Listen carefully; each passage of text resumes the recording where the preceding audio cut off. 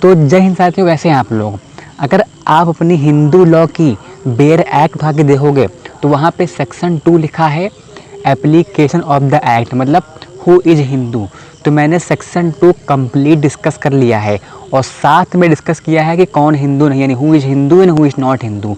और last video में हमने डिस्कस किया था सैक्रामेंटल नेचर ऑफ हिंदू मैरिज, है ना। सैक्रामेंट क्या है और नेचर क्या है हिंदू मैरिज का। तो अगर आपने वो वीडियो नहीं देखी है तो जाओ प्लेलिस्ट वहाँ चेक करिए, ठीक है। तो बेसिकली आज मैं लेजिटिमेट चिल्ड्रन और इलेजिटिमेट चिल्ड्रन के बारे में डिस्कस करूँगा और साथ में half blood, full blood and uterine blood relationship के बारे में भी डिस्कस करूँगा, ठीक है। तो ये वीडियो आपके लिए इम्पोर्टेंट है। अब एक बात सुनो ध्यान से, जब मैंने आपको पढ़ाया था हु इज़ हिंदू तो उसके अंदर मैंने आपको बताया था कि अगर जिनके पेरेंट्स हिंदू हैं तो उनके बच्चे भी हिंदू होंगे बाय बर्थ, ये आप जानते होंगे। पर एक बात सुनो, अब हिंदू लॉ में 2 तरह के चिल्ड्रन के बारे में स्पेसिफिकली मेंशन है, लेजिटिमेट चिल्ड्रन और इलेजिटिमेट चिल्ड्रन। इसका हिंदी मतलब होता है जायज़ और नाजायज़ औलाद, ठीक है। आप लॉ कर रहे हैं तो इस हिंदी टर्म को प्लीज़ मत यूज़ करिए, अच्छा नहीं लगता है सुनने में। ये जो 2 टर्म हैं लेजिटिमेट और इलेजिटिमेट, जब आप सेक्शन 2 का एक्सप्लेनेशन पढ़ोगे तो ये वहीं लिखा है। क्या मतलब है लेजिटिमेट चाइल्ड और इलेजिटिमेट चाइल्ड का, मैं आपको सिंपल बताऊँ तो अगर बच्चे का जन्म पेरेंट्स की शादी के बाद हुआ है, चाहे एक दिन बाद ही क्यों ना हो, मान लो कल शादी किसी की हुई और उसके अगले दिन उसके वाइफ को बच्चा हो गया, तो इस केस में उस बच्चे का जो स्टेटस है वो होगा लेजिटिमेट चाइल्ड का। लेकिन शादी करने के बाद ही बच्चे का जन्म होना चाहिए, ये कंडीशन है।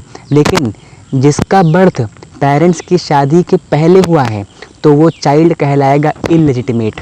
अब आते हैं सेक्शन 3 में।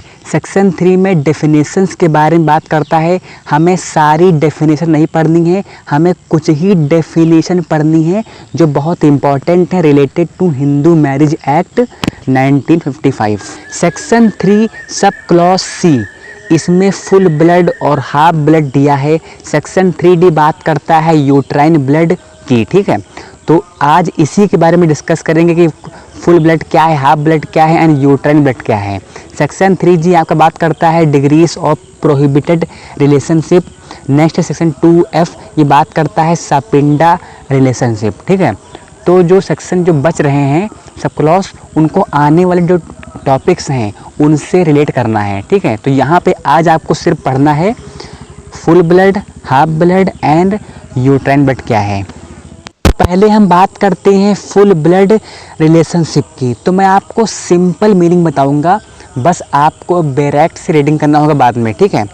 देखो, मान लो ए और बी हैं, ए हस्बैंड है और बी वाइफ है और इनके 2 बच्चे हैं, मान लो एक्स एंड वाई।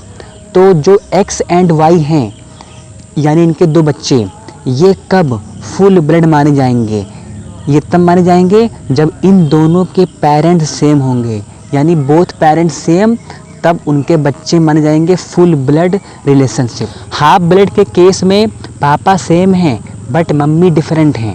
मान लीजिए ए के फादर थे एक्स एंड मदर थी वाई, मदर की डेथ हो गई, फादर ने दूसरी शादी कर ली जेड से। अब मान लो जेड का बच्चा है बी, तो इस केस में मिस्टर ए और बी के बीच में हाफ ब्लड रिलेशनशिप है, मतलब सौतेले, है ना, अगर हम आम भाषा में समझे तो।